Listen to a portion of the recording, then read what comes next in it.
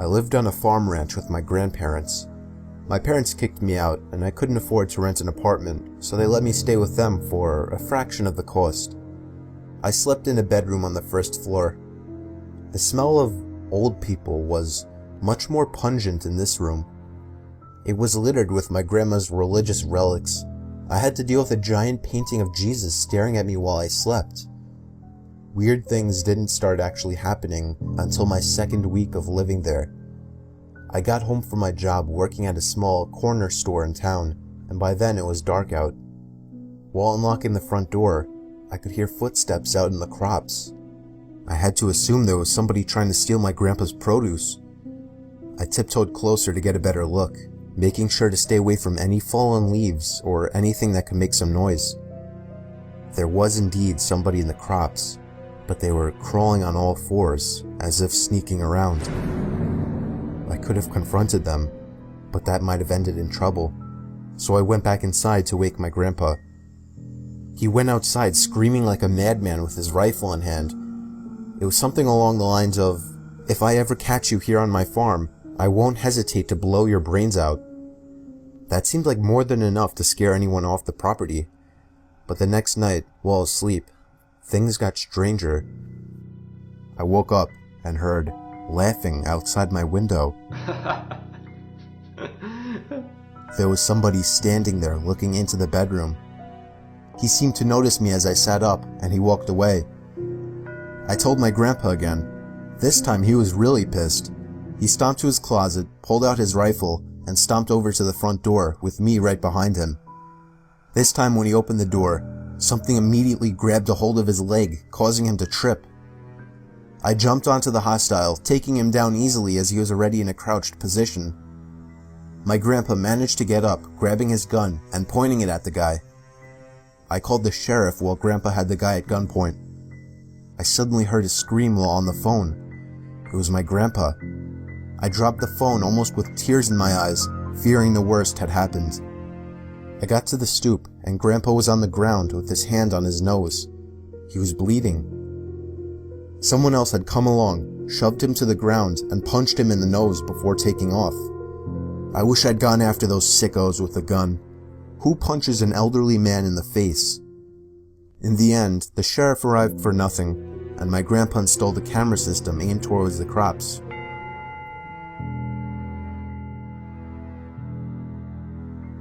Last month I got home late one night after hanging out with my sister, brother-in-law, and a few of their friends. I walked up to the stoop and saw my mom left a note on the door telling me to take out the garbage cans to the front. I made a point of being really quiet since mostly everyone was asleep by that time. When I got to the side of our house by the garbage cans, I could hear voices coming from our backyard. I took a peek over the top of the fence. There were two people standing by our patio table. I was freaked out. You could understand why.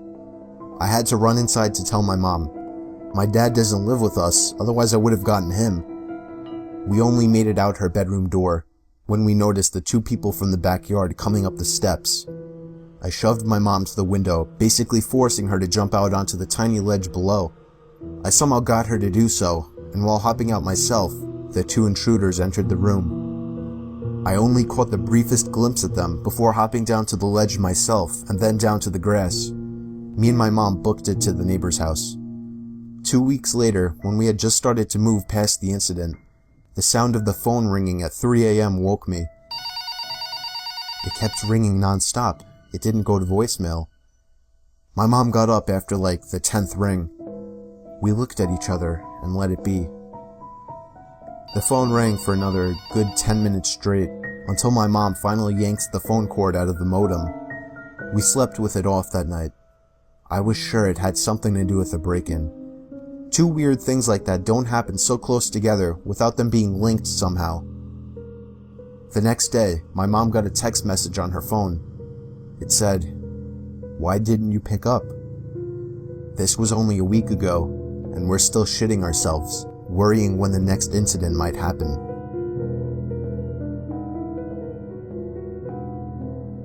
A 14-year-old girl was asleep in her room on a school night when she apparently woke and remembered that she had homework due the next day that she didn't even start. She flicked her light on and began to work on it. The clock read exactly 1:15 a.m. Over the sound of pencil lead pushing onto the paper, there were faint noises coming from inside the walls. She stopped writing, and the sounds became more clear. It was as if something was being pushed from inside the walls. There was a storage space right next to her bed, with a big square door that comes off the wall to enter. The girl started screaming for her mom, and the noises suddenly became exaggerated, as if something were running in there. The door to the wall popped off, and a figure emerged. The girl's mother and father could hear the screams even through 3 closed doors. When the girl's father came to the room, he found a tall and overweight white man covering the girl's mouth with his hand. The fight was over in a matter of seconds, with a few good punches to the man's gut. 2 pairs of the girl's underwear were found in the man's pocket before he was arrested.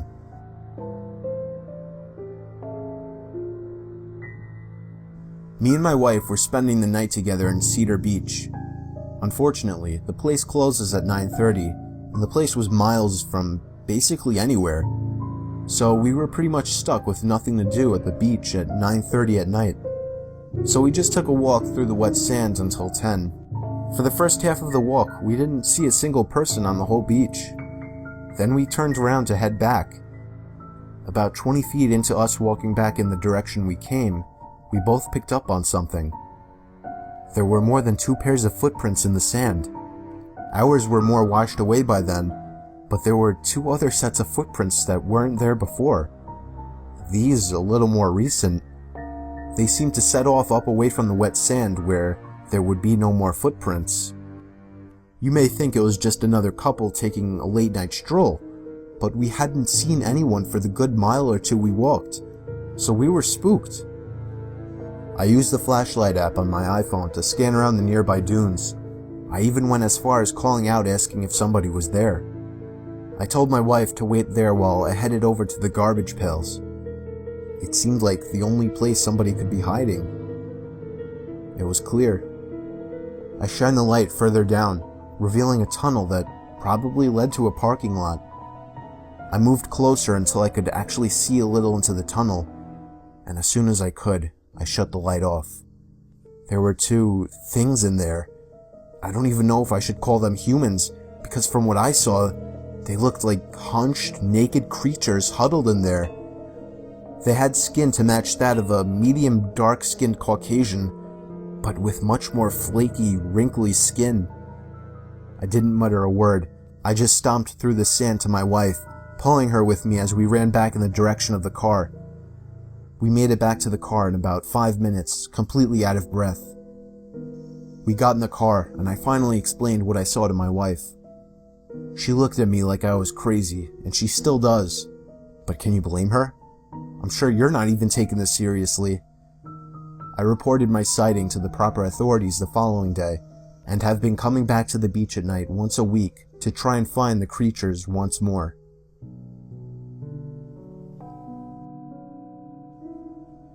I work as a night janitor at the local high school. I would 95% of the time be the only one working the night shift because there wasn't really a need for more than one. I always start with the downstairs classrooms and work my way up to the upstairs classrooms. The cafeteria, gym, auditorium, nurse's office, those were all responsibilities of the morning and afternoon guys. So since I was always alone, I would commonly have a bunch of radios sitting around the hallways playing loud music, like I did this one night. The upstairs of the school was shaped like a U rather than an O, so to go around to the other side, there was only one way.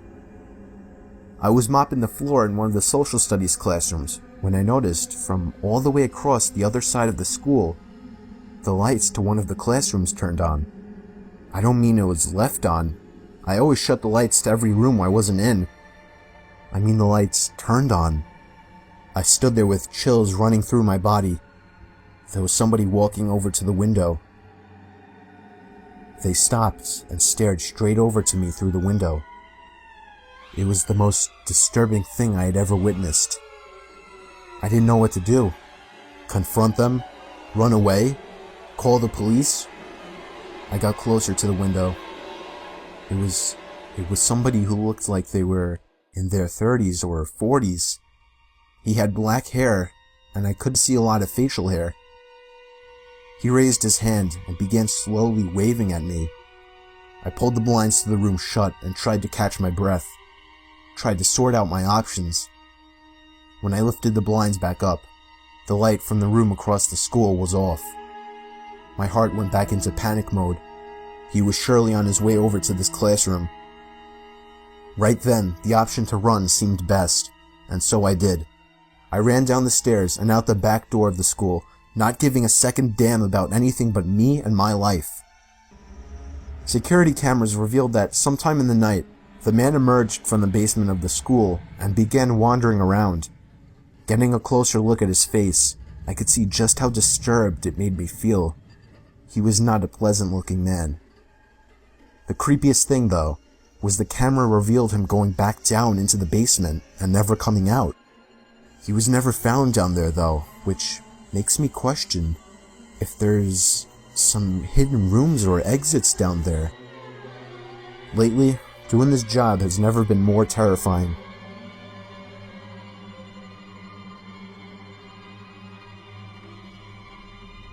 I used to work as a house cleaner when I was a 17-year-old guy trying to save up for college. The person I worked for the longest was a man named Jeffrey. I only spoke with him once when I met him, and a few times in between when he came home early from his job. That was it. I couldn't tell you if he seemed normal or not.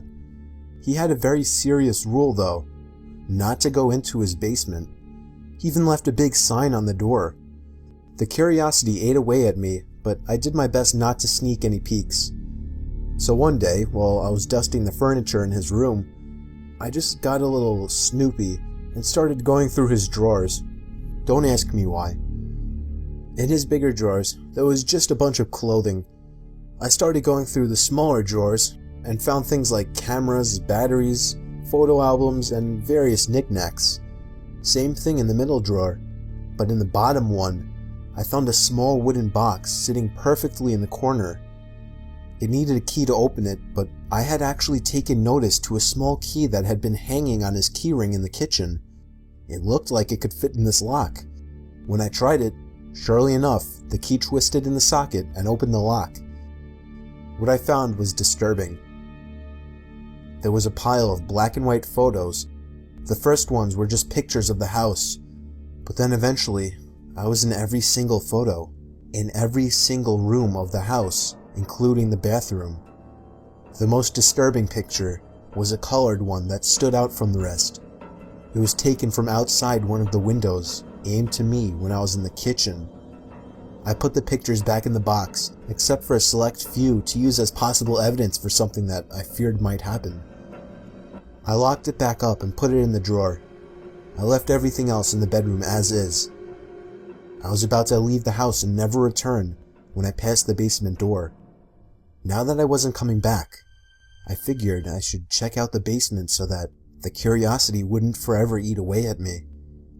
I stepped inside and flicked the lights on. The air down there smelled really bad, like rotting animals. There were weird posters on the walls, a lot of erotic ones. I was shocked to even see some with boys and girls that looked under 18. There were 2 doors leading to either rooms or closets. I didn't go into them, but the horrid smell was the worst by those 2 doors. I finally realized there was a buzzing sound whenever I moved. I noticed in the corner there was a ceiling camera pointing right at me, but after noticing it, it seemed to stop moving completely. That was my cue to get out of that house. I drove home to safety. Jeffrey tried calling me one time after this. I didn't pick up. He didn't leave a message. I'm glad I never gave him my address.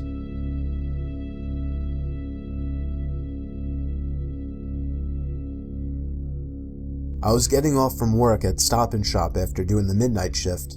When me and the only other guy working at the time went to our cars, a black pickup truck pulled up next to us. There was a man and woman inside.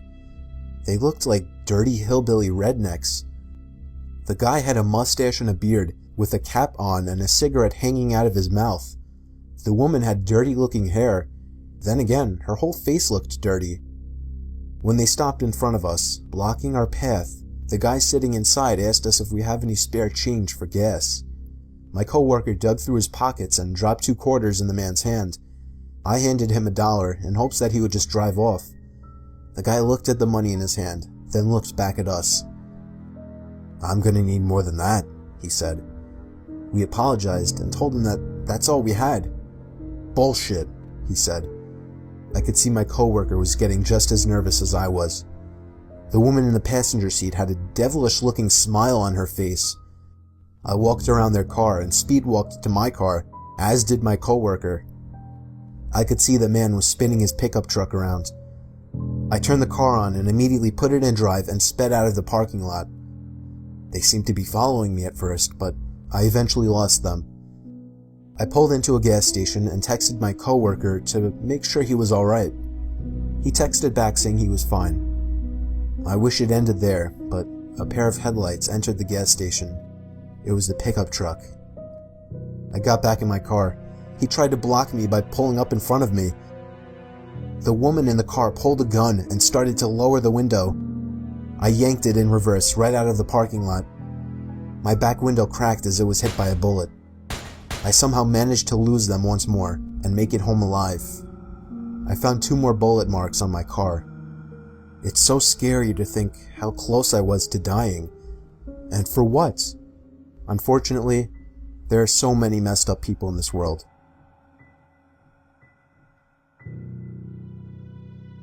Me and Andrew, my half-sister's cousin, were 18 years old at the time. We decided to go exploring in the abandoned asylum in our town.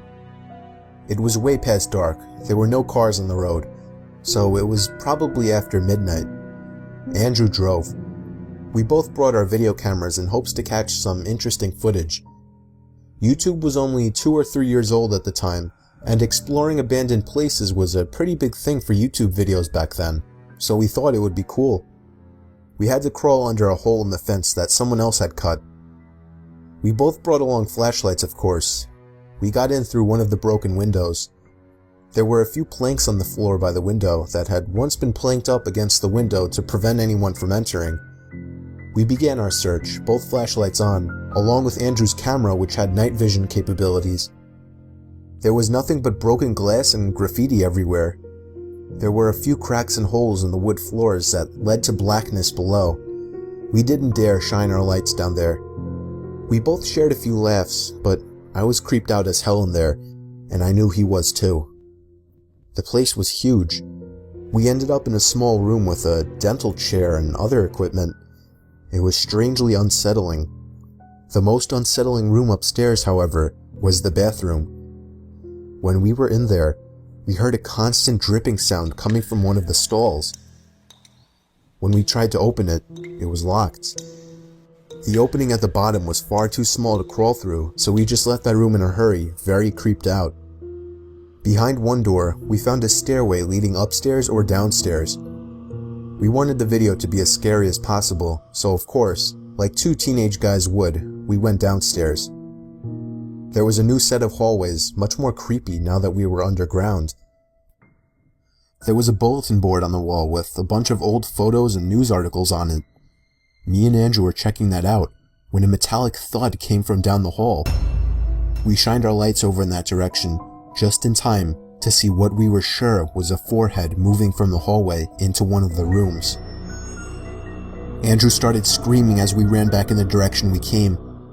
Now, I would have just thought it was a homeless person or something, but as we were stomping up the stairs, a single flight below us, we could hear steps following us.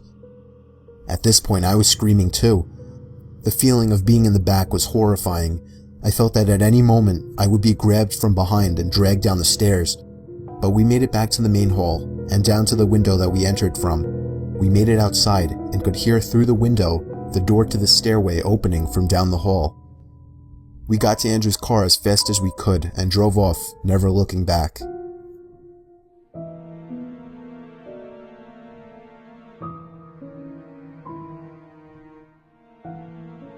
We were a young couple that had just moved into a new house. We had a bedroom on the first floor. The house had an upstairs, a middle floor, and a den, no basement. At night, we started hearing strange noises coming from below us. I checked under the bed, nothing was there.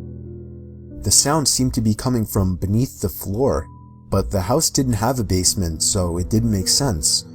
We started to notice things were different in the morning, like certain doors were opened that we were sure had been shut the previous night. My wife's closet door always seemed to be open. We made sure to shut all the windows one night just to make sure it wasn't some kind of draft. The doors were all open the next morning. We had decided that it had gone far enough. The next night, we both stayed up, listening and waiting. The noises coming from below were louder than ever. Sounds like things being pushed around, moaning. I headed down to the den and put my ear against the wall, listening for where the sound may be coming from. It was coming from inside the wall I was up against, but a little lower down, below the den. I went back to my wife. I told her we had to stay up for as long as possible and see what happens. We stayed up until around 2. My wife started to drift off, and I guess I had shortly after. I woke to my wife shaking me, silently crying to herself. She pointed at her closet, which had been opened. There was some kind of hidden door propped open in her closet. It led down into the floor. I hopped out of bed and shined a light down there. It was a ladder, leading far down to some hidden room. I had my wife lock the door and call the police while I took my machete with me down into the secret room. When I got to the bottom, I found a light switch. The room had a table and chair, a small cot in the corner, and a bunch of toys scattered across the room. A scream came from upstairs. It was my wife. Somebody was trying to break down the door. I climbed up the ladder the best I could while holding the machete. By the time I got up there, they had already kicked in part of the door. They stuck their head through a hole in the door and looked at me. He was a dirty-looking man. I saw craze in his red eyes. He must have seen my machete because he ran straight out the front door. I don't know what the room is for, maybe some kind of old bomb shelter or something. But I don't know who the hell that man was, how the hell he got down there, and how long he's been down there.